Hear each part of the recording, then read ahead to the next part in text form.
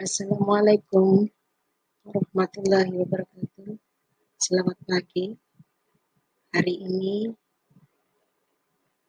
kita belajar tentang upaya menjaga keseimbangan lingkungan.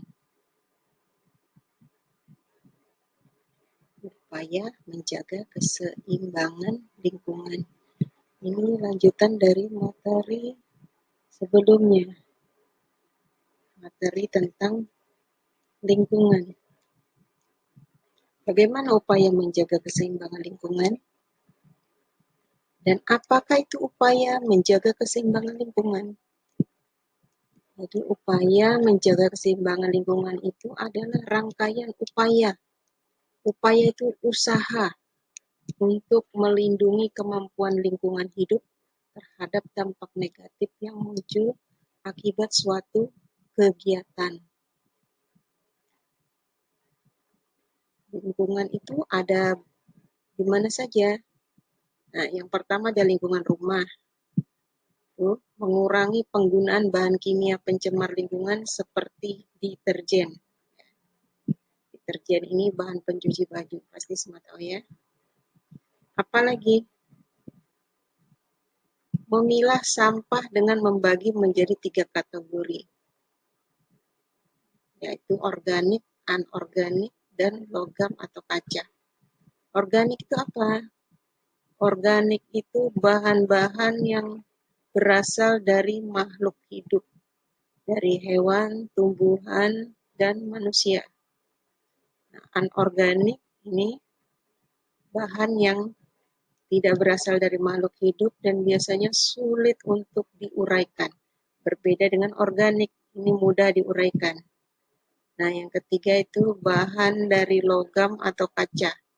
Ini sangat sulit ya diuraikan atau tidak dapat diuraikan. Ya. Yang ketiga itu menghemat penggunaan air dan listrik. Yang keempat menghemat penggunaan kertas dan tisu. Yang kelima menghindari pemborosan bahan bakar. Yang keenam, menghindari penggunaan alat-alat yang terdapat kandungan CFC. Apa itu CFC? Ini nanti cari sendiri ya, apa itu CFC, bukan California Fried Chicken ya. Nanti silakan dicari apa itu CFC ya. Ini bahan biasanya yang terdapat atau dipakai pada bahan-bahan yang mengandung spray. Ya. Dicari ya, ini PR-nya. Apa itu CFC? Ya. Yang ini kedua, lingkungan masyarakat. Yang pertama yang melakukan reboisasi. Apa itu reboisasi? Reboisasi itu adalah penghijauan atau menumbuhkan kembali tumbuhan yang sudah dibinasakan atau yang sudah ditebang. Kalau dia itu pohon-pohon itu ditebang atau yang sudah dilakukan sesuatu pada lahan itu oleh manusia. Jadi dilakukan reboisasi penghijauan kembali untuk menjaga keseimbangan lingkungan. Supaya hutan-hutan yang sudah ditebang itu pohonnya gundul, lalu kita tanami kembali. Itu namanya reboisasi. Yang kedua itu menjaga kelestarian hutan. Apalagi menjaga kelestarian lingkungan, melindungi satwa yang langka, bijak dalam bercocok tanam. Maksudnya bijak dalam bercocok tanam itu yang bagaimana? Artinya kalau kita sudah menanam, jadi nanti menanam selanjutnya harus kita pupuk tanah itu atau lahan itu, kita pupuk kembali supaya tetap subur. Ya. menjaga keseimbangan lingkungan. Jadi bisa digunakan kembali, bisa bercocok tanam kembali. Ini mengkonsumsi hasil pertanian dan peternakan dari dalam negeri. Jadi kita mengutamakan produk dalam negeri sendiri. Supaya petani-petani, peternak-peternak itu hidupnya lebih sejahtera. Terus melakukan analisis mengenai dampak lingkungan.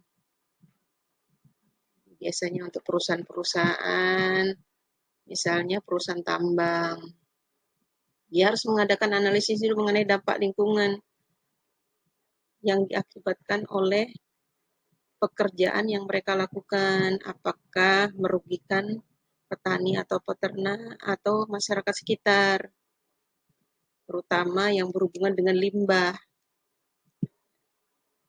dan lingkungan sekolah.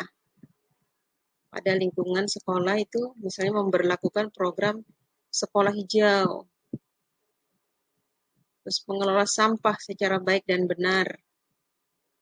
Artinya mengelola sampah itu bagaimana ya, kita pilah sampah itu menjadi sampah, ada yang organik, anorganik, dan logam atau kaca itu dipisahkan supaya mudah dalam mengelolanya.